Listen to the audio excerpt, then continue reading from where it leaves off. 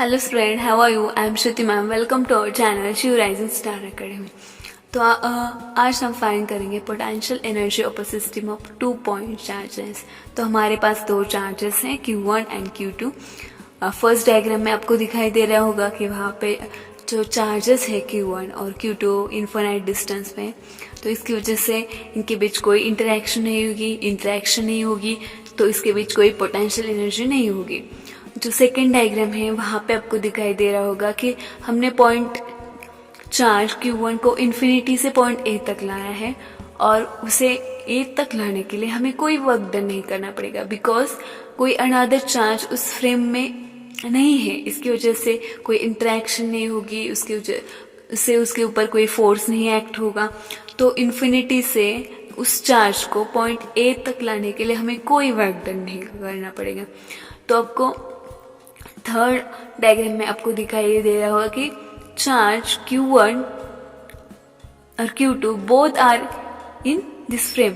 तो हमने charge Q1 को लाया है फर्स्ट टाइम, तो उसके ऊपर कोई वर्क डन नहीं करना पड़ेगा. बट जब हम चार्ज Q2 को इन्फिनिटी से वहां तक लाते हैं तो हमें वर्क डन करना पड़ेगा, बिकॉज ऑलरेडी जो चार्ज Q1 है वहां पे प्रेजेंट है. इसकी वजह से उसके ऊपर कोई फोर्स एक्ट हो गई इस दोनों चार्ज के बीच.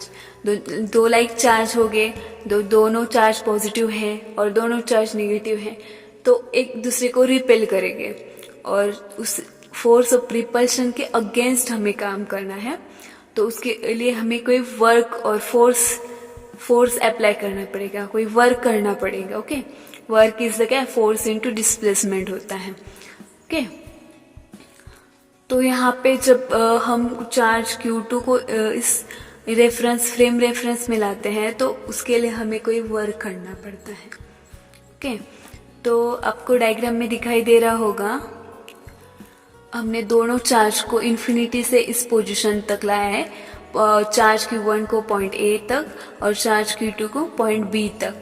और जो ओरिजिन है वहां से पॉइंट A की और चार्ज Q1 की डिस्टेंस कितना है, R1 है. और जो चार्ज Q2 है वहां से ओरिजिन का और ओरिजिन से Q2 का डिस्टेंस कितना है, R2 है.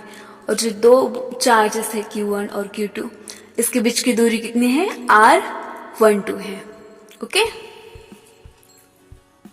तो इस दो चार्ज की वजह से Q1 और Q2 की वजह से जो इलेक्ट्रोस्टैटिक पोटेंशियल एनर्जी प्रोड्यूस होगी, इसे हमें फाइंड करना है.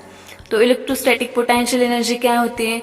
The electrostatic potential energy of a system of point charges is defined as the total amount of work done to assemble the system of charges by bringing them from infinity to their present location. Okay, जो charges है उन charge को infinity से there present location यहाँ तक लाने के लिए उसे कितना वर्क डन करना पड़ेगा, इसके बराबर हो जाएगी.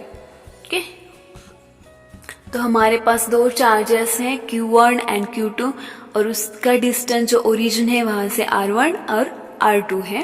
ओके, R1 और R2 डिस्टेंस की दूरी पर चार्ज Q1 और Q2 लोकेट है. ओके, जब हम जो फर्स्ट चार्ज Q1 को उस पोजीशन A तक फ्रॉम इन्फिनिटी से लाने के लिए हमें कोई वर्क डन नहीं करना पड़ेगा, because there is no external field against it. Okay, charge Q1 के अगेंस्ट कोई एक्सटर्नल फील्ड नहीं होगा. Which work needs to be done as charge Q2. जो चार्ज Q2 इसके अगेंस्ट फोर्स जो वर्क काम करेगा वो charge Q2 still at infinity. जो चार्ज Q2 है स्टिल एट इन्फिनिटी पे है.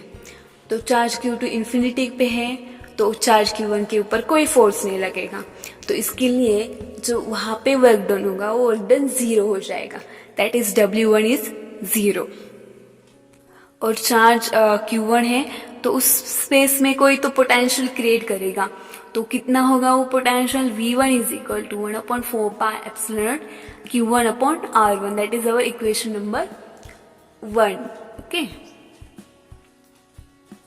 और R1 जो ओरिजिन है वहां से चार्ज Q1 की डिस्टेंस है और दूरी है. जब हम चार्ज Q2 को इन्फिनिटी से पॉइंट B तक लाते हैं और तब हमें कोई वर्क डन करना पड़ता है, because there is already charge Q1 ना, तो चार्ज Q1 और Q2 के बीच रिपल्शन होगा।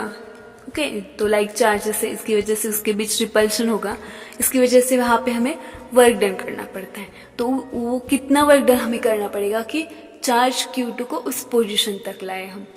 तो W2 that is work done is equal to potential at B due to charge Q1 into charge Q2। Okay, जो चार्ज Q1 की वजह से जो पोटेंशियल होगा इंटू चार्ज Q2, इतना हमें वर्क डन करना पड़ेगा। तो हमें कितना पोटेंशियल है at point B due to charge Q1 is 1/4 pi epsilon Q1 upon R12। R12 is the distance between charge Q1 and Q2 into charge Q2. That is our potential energy.